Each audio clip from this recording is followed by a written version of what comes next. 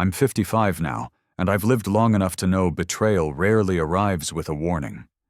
Mine came wrapped in my own son's voice, telling a room full of strangers that I was gone for good. He had reasons, he always had reasons, but none that explained why he needed me dead to get what he wanted. If you've ever watched someone you raised cross a line, you never thought they would tell me your story in the comments. The call reached me while I was in the garage, tightening a bolt on an old hydraulic tool I'd ignored for months. My phone buzzed, and the familiar name made me answer before thinking. Martin? Someone told me you passed away, but your cabin is hosting a Christmas party tonight. The wrench slipped from my hand and clattered against the concrete. My neighbor from Elk Ridge kept talking, stumbling through half-formed details he didn't know how to deliver. Guests had apparently been told I died suddenly last week. Someone placed flowers on the steps. A heaviness lodged in my chest. No questions, no fury, only a steady reply, I'll look into it. He apologized, unsure what else to say. The call ended there. Tools lay scattered around my boots. Cold crept up through the floor, a blunt reminder of how long I'd been standing still. Years of carrying burdens alone made this kind of hit land differently, not softer, just in a place deeper than shock. Climbed into the truck. The drive toward the ridge stirred old moments, Evan telling a friend I hadn't been well hinting at confusion. I never felt the stray comments he brushed off as misunderstandings. I let them slide. I didn't want to widen the distance between us. After losing his mother so young, I kept hoping steadiness from me would help him find his own. The tree line thickened. Snowbanks pressed in on the gravel shoulders. Tire tracks carved along the road showed the cabin had seen traffic all day. My thumb tapped the steering wheel, trying to keep the tightening in my chest at bay. 27 years spent trying to be the protector, the constant, the solid ground. None of it prepared me for hearing my own son had told the world I was dead. Outrage didn't rise. Something heavier settled an understanding that whatever line he crossed it knowingly. I eased the truck into a pullout just short of the main drive. Killed the engine. For a moment I watched the glow spill through the pines, each flash, confirming how many people had gathered under the roof I built with my own hands. People celebrating a night Evan never intended me to see. The path leading up to the cabin felt shorter than usual, maybe because the noise carried so far down the ridge. Glasses clinked in uneven patterns, and a group near the porch let out a burst of cheering loud enough to echo through the trees. Standing there in the dark, a strange thought hit me. Every person laughing up there believed I was gone. Steps slowed on their own as I reached a bend in the trail. Evan's voice rose above the chatter, clear enough for me to catch the tone he used when he wanted to impress people. This place has been in our family for years. I manage it now, after my dad passed. A part of me leaned forward, ready to march into the middle of the party and end this nonsense in one breath. My hand closed around the doorknob before any decision settled. The cabin door swung in, and the noise evaporated. Dozens of faces turned my way. A girl near the counter fumbled a wine glass, the stem slipping from her fingers as she whispered, "Oh my God. That's him."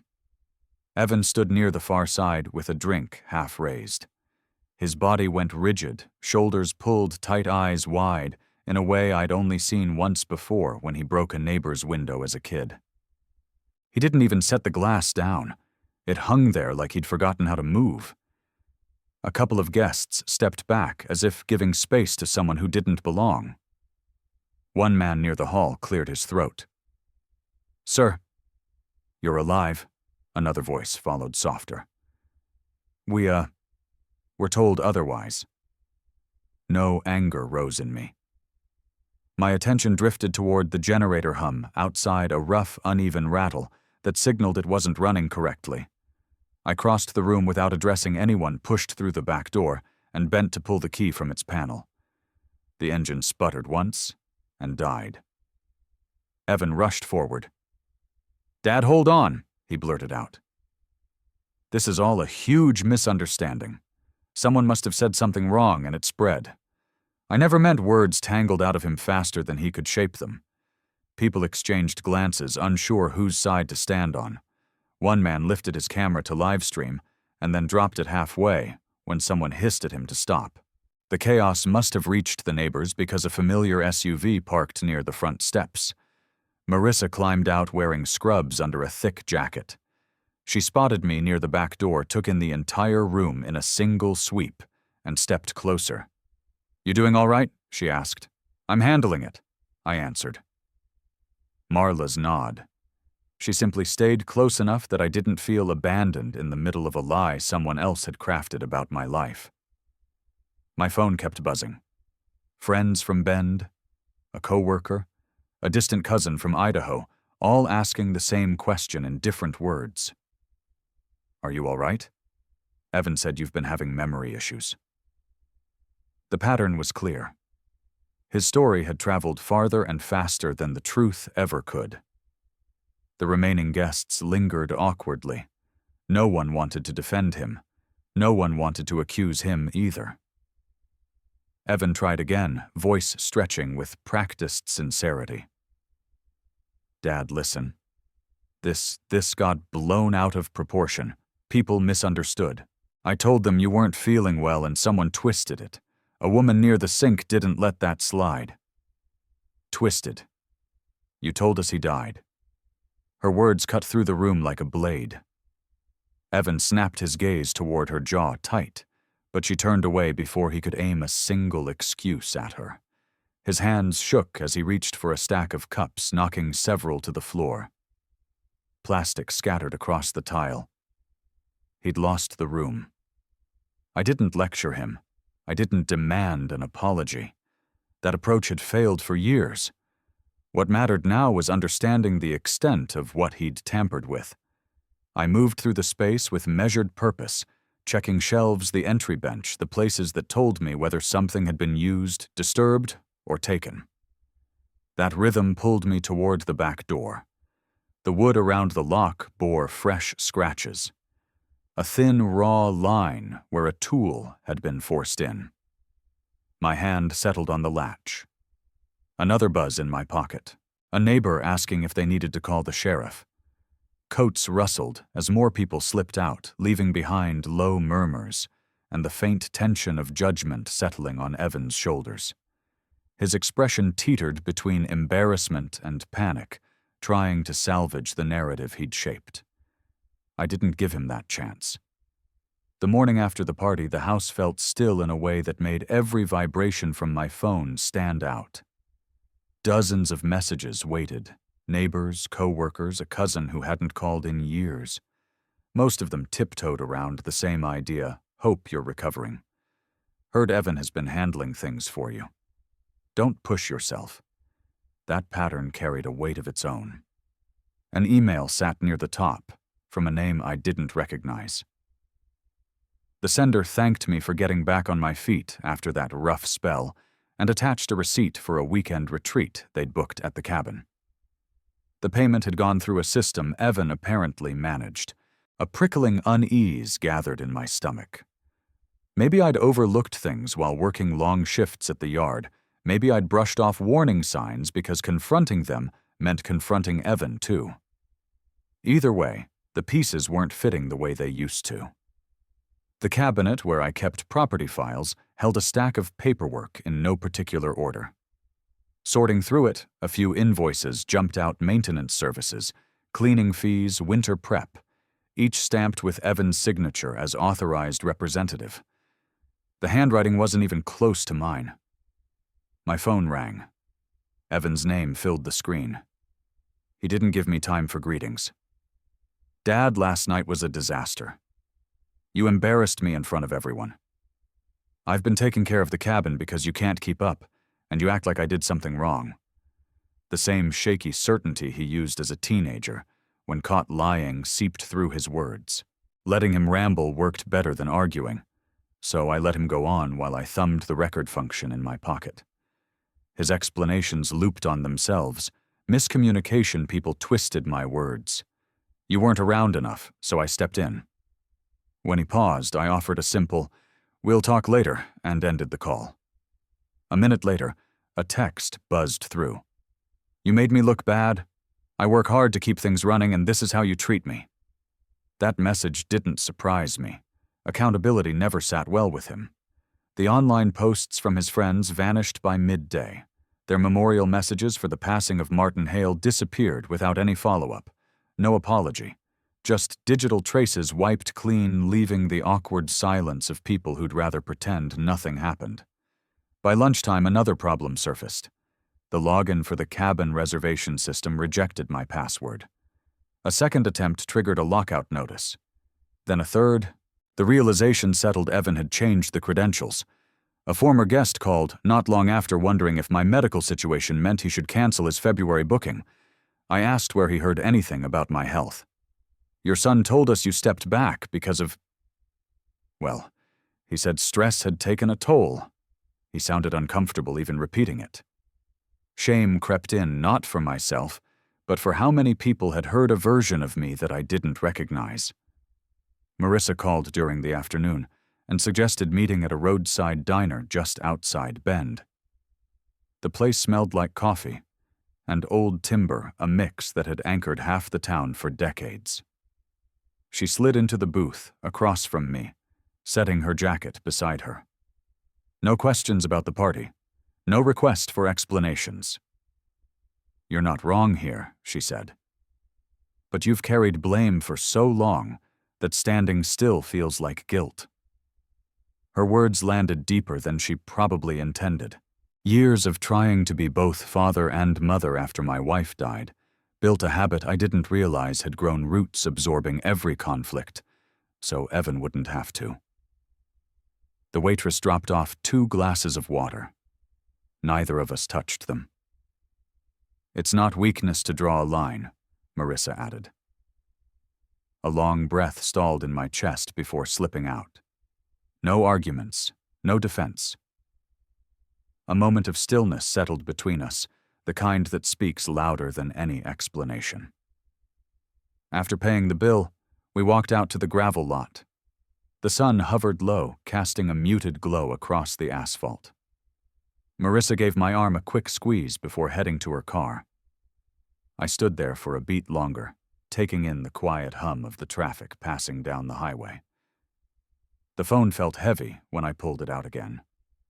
That email from the former guest lingered near the top of the screen. Opening it a second time, my eyes drifted to a single line near the bottom. "Your son guided me through the payment process and said he handled all bookings now." The parking lot outside the forest management office held only a few trucks when I pulled in. A clerk at the front desk glanced up as I stepped to the counter, tapping at her keyboard with the sort of steady rhythm that comes from long routine. "I need to check the permit records tied to my cabin," I said. She asked for the parcel number, typed it in, and then her eyebrows lifted. "2 pending event applications for New Year's weekend," she said. "Both filed by Evan Hale. He submitted an authorization document from the property owner." My stomach tightened. "Could I see a copy of that document?" She printed it without hesitation and slid the page toward me.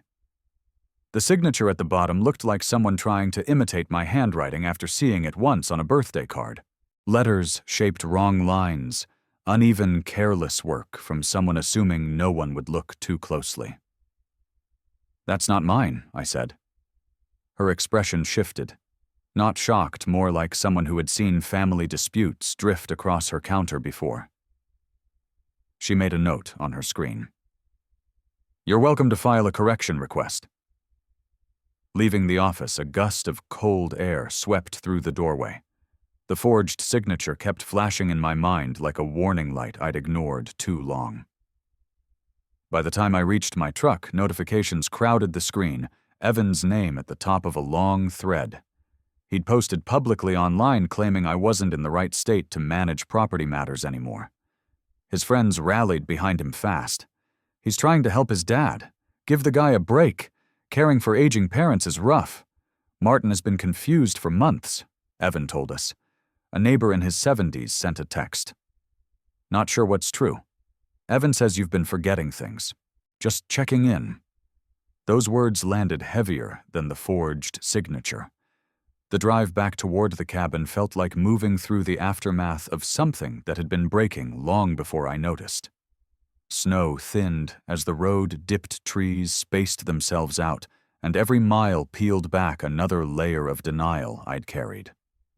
When the cabin appeared, the damage greeted me before Evan did. A section of railing hung twisted, splintered boards scattered like debris after a small impact explosion. That railing had survived windstorms and winters. One night under his watch snapped it clean. A crushed beer can rolled under my boot as I stepped onto the porch. Scuff marks trailed toward the side yard. Footprints overlapped like a record of people who had treated the place as disposable. A burnt smell drifted from the shed. The generator lay half-melted on the gravel casing, blackened, a cable fused to the side. One more surge, and the fire would have reached the cabin. Insurance investigators would have come straight to me asking about equipment. I didn't buy events I never approved, responsibilities he'd shoved into my name. This wasn't recklessness anymore. It was danger with my signature on it. Footsteps crunched behind me. Dad Evan approached like a man trying to outrun consequences. Hair sticking up eyes, swollen voice, swinging between panic and performance. I know how this looks, but I wasn't trying to hurt anything. I was helping. You complicate everything. People keep asking for events. I'm trying to build something. He searched my face for a soft spot. When he didn't find one, tears rose fast, an old tactic dressed up as sincerity. Last night made me look like the liar. Everyone thinks I manipulated them. If you had just backed me up, he gestured wildly. You don't understand how hard I work to keep things together. Now I'm the bad guy. I let him talk. Every word revealed more than he meant. None of it could cover the facts: a damaged home, a near-fire forged signatures, a faked death notice, and months of stories sharpened behind my back. I stepped past him and walked into the cabin. The living room was a map of his choices: crumbs, broken decorations, a chair on its side. A house he never built but felt entitled to dismantle. Something old in me shifted then, not rage, not grief, just the quiet certainty that the line had already been crossed. I touched the doorframe and felt a gouge in the wood. Just another scar he never thought I'd notice. He hovered behind me. Dad talked to me.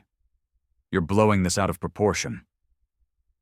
The sentence landed like all the others, empty, defensive, familiar. My phone buzzed. I didn't check it.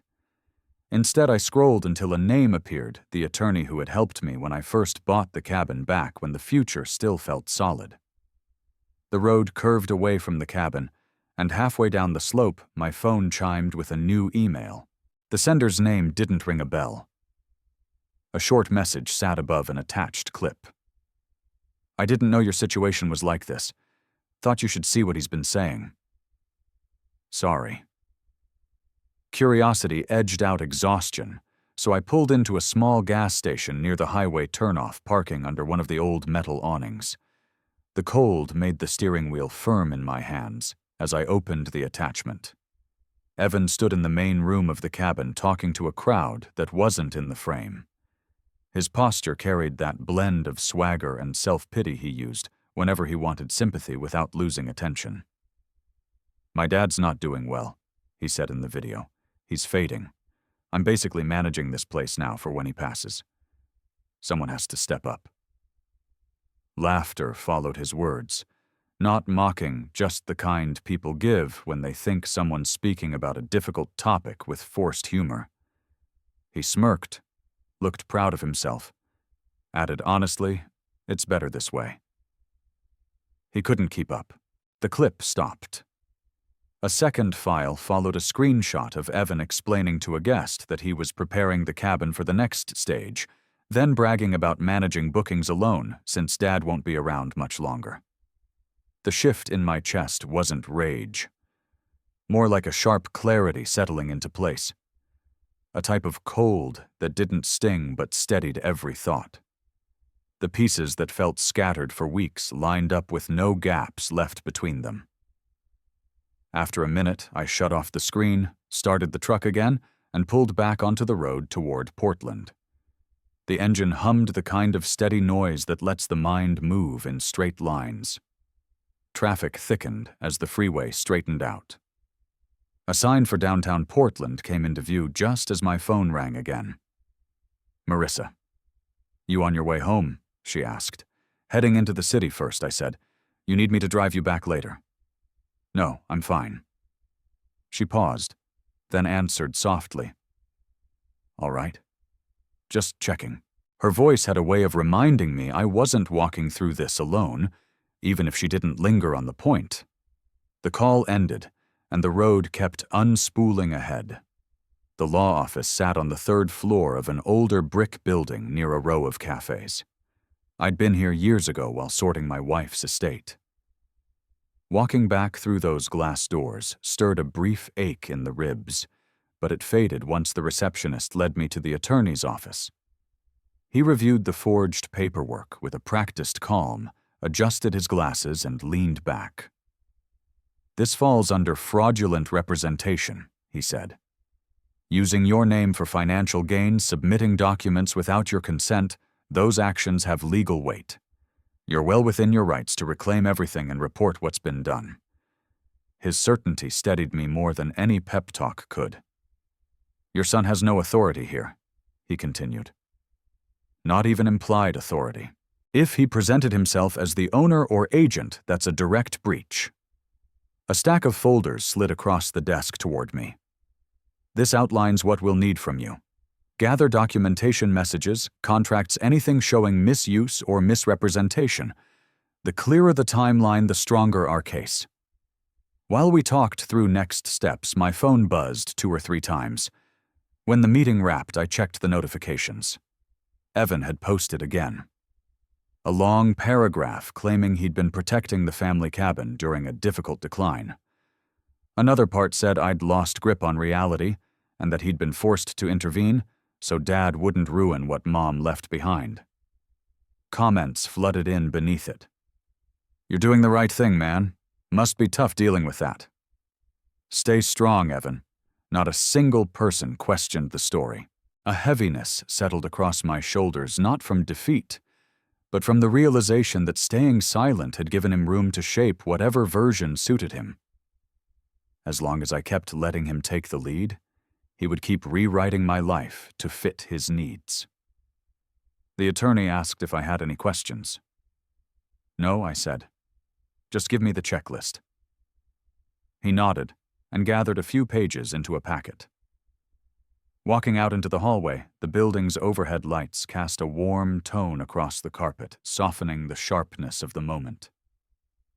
I paused near the stairwell and opened the folder. The first page read in large, plain letters, "Verification of Ownership Authority." My thumb slid across the edge of the paper, and I turned the page to the next step in the process. The checklist from the attorney sat on my kitchen table when I got home. The house felt still, but not the kind that drags a person downward. More like the air right before a job that demands steady hands. I set the packet beside an old laptop, cleared a space, and got to work. The photos came first. Shots of the broken railing scraps of wood scattered near the porch, the scorch marks on the generator housing. Each file received a name with the date and location. The video from the anonymous sender followed, saved under its own folder. Emails from renters, payment confirmations, messages from people asking about my health. Because Evan told them I wasn't well, every item went into place. A separate folder held the invoices he'd signed with that shaky attempt at my name. An old external hard drive sat in the garage, a thick metal casing covered in dust. It used to hold project files from my engineering days. Plugging it in felt like slipping back into a worn pair of boots, familiar, sturdy, dependable. I moved everything onto it, making sure there was no online trail for Evan to manipulate. The progress bar crawled along, but it gave me time to sit with the work. The anger that had flared earlier no longer gnawed. Something else took over, a calm discipline that came from years of repairing things piece by piece. Fix the leak. Replace the bearing. Tighten the bolt. Problems look smaller when broken down into steps. Opening the cabin's account dashboard came next. Evan's password change had locked me out the day before, but the attorney provided a backdoor process using verification codes tied to my ownership papers. After resetting access, the homepage loaded with a new booking request, high payout, large guest count, scheduled for late January. Evan hadn't slowed down at all. He wasn't scrambling to fix anything. He was expanding. My jaw tightened as I clicked through the details. The deposit had already posted. That meant he was continuing to profit off something he didn't own. A text notification appeared at the top of the screen. No contact name, just a number I'd never seen. Be smart and back off. Evan doesn't deserve the stress you're causing. No greeting, no signature, no explanation. The threat wasn't dramatic, and that made it worse. Whoever sent it didn't think twice. They assumed I'd bend. A screenshot joined the new folder I labeled Threats. No reply. Let the record speak for itself. Later. Later in the afternoon, I drove to the repair shop across town to pick up a refurbished wrench set I'd dropped off weeks earlier. The owner, Rick, wiped his hands on a rag and gave me a puzzled look as I approached the counter. "Didn't expect to see you," he said. "Your boy told me you weren't doing field work anymore. He dropped by a couple times, asked if he could borrow tools since you wouldn't need them." The words hit harder than anything online. Evan hadn't just taken my cabin, he'd been carving away at my reputation piece by piece, planting doubt in the minds of people who'd known me for decades. Rick kept talking. He said you were forgetful lately. Figured he was helping. Guess I shouldn't have believed so easily. I didn't correct him. No truth-telling, no pushback. Just a nod, a quiet thanks, and the tool set went into the passenger seat. The drive home blurred.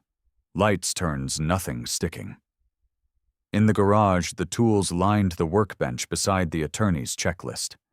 Seeing the tasks laid out made the situation feel less like a collapse and more like a system needing repair. Reclaim digital access. Update ownership records. Document forged signatures. Sort evidence by date. Step by step, the mess became structure like tightening bolts on a machine that had been shaking for months. Dusk crept in. The automatic light flicked on, the last scan's uploaded folder names stacking neatly on the screen. Another message landed, a co-worker asking if I'd stepped back permanently. Evan had been busy rewriting the story. I let the message sit unread. The checklist waited. I traced the edge of the paper with my thumb. For the first time in a long while, the path ahead felt linear. No fog. No guessing. The garage door slid down with a groan. The latch clicked into place, a small sound but final in its own way. Preparation was done. The next phase had started. At sunrise, the mail held a manila envelope, stamped with the Land Management Agency's seal. The first line froze me. A petition to verify the owner's mental fitness, filed by Evan. Words like cognitive decline printed beside my name. Before the shock fully settled, my phone chimed. A notice from the cabin's reservation system, a canceled booking. Reason for cancellation, owner deceased. Approved by Evan. 2 hits, back to back. I stood there holding the envelope, the lie he'd built now, documented, official, and pointed directly at me. The weight of it didn't scatter me. It centered something deeper, the part of me that had finally stopped making excuses for him. What happened next wouldn't be emotional. It would be decisive. The phone rang 3 times that morning, neighbors, an old coworker, even a man I hadn't spoken to since my wife's funeral. Their voices carried the same uneasy tone. "Heard you've been forgetting things, Martin. Is everything okay? Evan seems worried about you." Each call carved deeper into the space between truth and the story Evan had built. One more notification joined the list, a text from him. "Dad, stop dragging this out. You know how bad things can get if you don't let me handle it." That message didn't sound like concern. It sounded like a warning from someone who believed he'd already won. I drove to the cabin without telling anyone. The road felt narrower than usual, as if the trees leaned in to watch what came next. When the cabin came into view, the place appeared too still for what I knew waited inside. On the dining table sat a thick packet of documents Evan had arranged neatly. The cover page read, "Operational Plan New Year Expansion." Every page framed the cabin as my son's property, outlining revenue projections, rental schedules, partnerships with vendors, and expanded usage plans extending well into the year. None of it included my name, except in past tense references before his decline, before he stepped back. Evan hovered near the counter, pretending to reorganize cups and leftover supplies. His voice kept a practiced softness. "Dad, look, this is good for both of us. The cabin is finally becoming something real. You don't have the energy to keep up anymore. Just sign the agreement so we can move forward." He slid the signature page toward me. His hand trembled, not from fear, but from impatience. I picked up the packet, flipped through each section, scanned the lines where he'd scribbled notes about my reduced capacity. Every stroke of his pen proved how far he was willing to go to rewrite our lives. He stepped closer. "Can you not make this harder? I've put everything into this. People believe you're not capable. Don't put me in a position where I have to explain more." His words swirled together, full of urgency and self-pity. None of it touched me. The calm from the past few days settled into place again. The kind that comes when a person sees the full shape of what's been happening. Anger didn't rise. Grief didn't either. Only a steady acceptance. I reached into my coat and closed my fingers around the USB drive, the one holding every image, email recording, and document I'd compiled. Evan noticed the gesture. "What are you doing?" "Taking care of this," I said. He opened his mouth again, but I walked past him before the next excuse found its way out. The front door creaked slightly as I pushed it open. Cold air swept through the entryway and carried his words off before they landed. The truck engine turned over on the first try. The road back to Portland blurred in long streaks of pavement and winter brush. My hand stayed locked around the USB in my jacket pocket. The entire drive, as if letting go of it would break the momentum that had taken so long to build. The attorney's office came into view faster than expected. I parked, walked in, and handed the receptionist my name. She led me to the same room as before. When the attorney sat down across from me, I placed the USB on the polished desk. "It's all there," I said. He connected it to his computer and scanned the folders. Photos, emails, screenshots, the fake signatures, the video from the anonymous sender. Everything laid out with dates and context. After several minutes, he closed the last file and leaned back. "This is more than enough," he said. "We'll proceed with a formal investigation into property fraud and unauthorized representation. Evan will be notified. You've done exactly what you needed to." No triumph in his tone, just certainty. My breath settled into an even rhythm. Standing up for myself didn't feel like a victory. It felt like finally taking back the narrative someone else had twisted. He gathered the documents and said he'd draft the filings today. I thanked him and stepped into the waiting area. The chair creaked under me. The USB sat between my palms. Small tremors pulsed through my fingers, adrenaline not doubt. The next week moved quickly, Every document needed to reclaim the cabin and revoke Evan's access arrived in tidy stacks. My signature crossed page after page, investigation requests, ownership statements, termination notices. Steady strokes, no second guessing. Just closure. Once the final form was signed, he folded his hands. Given the forged signatures and financial activity under your name, he said, this will likely escalate. You followed every procedure. Let the system do its work. His calm steadied something in me, like hearing a dangerous part had finally been pulled out of an engine. Word spread through the community faster than any letter. Evan's followers backed away as soon as the facts surfaced. An event partner withdrew from a winter project citing credibility issues. Posts praising Evan were quietly deleted or edited into vague comments. A ranger from Elk Ridge emailed thanking me for clarifying what happened. Hard to believe anything he said now, he wrote. Another neighbor mentioned some of the younger folks wanted nothing to do with him anymore. No one asked how he was handling the fallout. I didn't either. The day I signed the cabin transfer, a representative from a restoration non-profit met me outside. They'd turned the property into a community site. I handed over the keys and watched them load equipment into their truck. No regret. The cabin held years of effort, but it also held the worst of what Evan had done. Letting it go felt like setting down something that had been dragging me under. Life in my Bend house settled into a gentler rhythm. I cut back my hours at the yard, took a few repair jobs for older residents, and left my afternoons open. No one poked at the details. They'd heard enough to know something happened, and respected the boundary. One Saturday, Marissa dropped by with a box of hardware and 2 shelves. "Your wall needs a place for mail," she said, lifting a bracket. I held the board steady while she drilled. The simple rhythm press anchor adjust carried more comfort than any long conversation could. When she finished, she dusted her hands. That should hold.